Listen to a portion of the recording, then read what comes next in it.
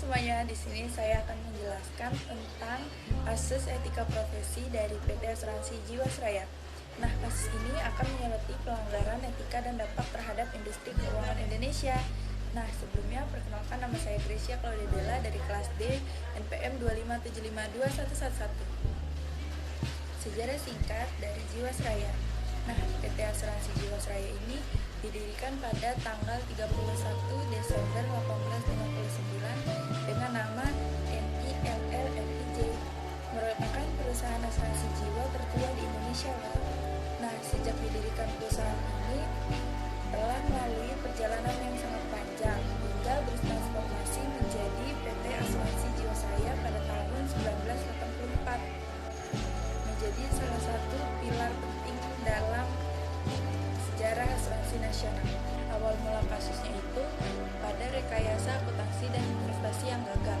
Pada tahun 2006 mulai terungkap praktik window dressing atau rekayasa laporan keuangan yang dilakukan oleh manajemen Jiwasraya. Investasi saham dan reksadana yang merugikan besar menyebabkan likuiditas perusahaan tertekan parah. Akibatnya pada tahun 2019 Jiwasraya mencatat ekuitas negatif mencapai angka 23,92 triliun, sebuah indikasi kerugian finansial yang masif. Pelanggaran etika profesi dan bisnis. Yang pertama ada manipulasi laporan keuangan, yang kedua ketidakmampuan membayar klaim polis yang jatuh tempo senilai 12,4 triliun pada tahun 2019, yang ketiga pelanggaran kode etik, yang keempat perspektif al atas menggarisbawahi bahwa etika bisnis harus berlandaskan nilai moral dan agama, menolak praktik yang tidak berintegritas. Dampak sosial dan ekonominya, penurunan kepercayaan publik. Kasus ini mengguncang kepercayaan masyarakat dan investor terhadap industri asuransi dan pasar modal secara keseluruhan, menciptakan keraguan akan integritas sistem keuangan. Kerugian negara dan nasabah. Kerugian finansial yang mencapai puluhan triliun rupiah menimbulkan beban besar bagi negara dan ribuan nasabah yang kehilangan investasinya. Debat tata kelola. Memicu perdebatan intens mengenai tata kelola perusahaan BUMN dan efektivitas pengawasan oleh regulator, mendorong perlunya reformasi mendalam. Jadi kesimpulannya adalah bahwa etika profesi dan bisnis bukanlah pilihan, melainkan kewajiban fundamental yang menentukan masa depan perusahaan dan kepercayaan publik.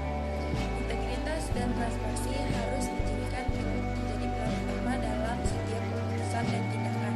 Mari jadikan kasus ini sebagai momentum untuk memperkuat etika dan tata kelola di seluruh sektor bisnis Indonesia demi masa depan yang lebih baik dan terpercaya. Sekian dari saya akhiri, terima kasih.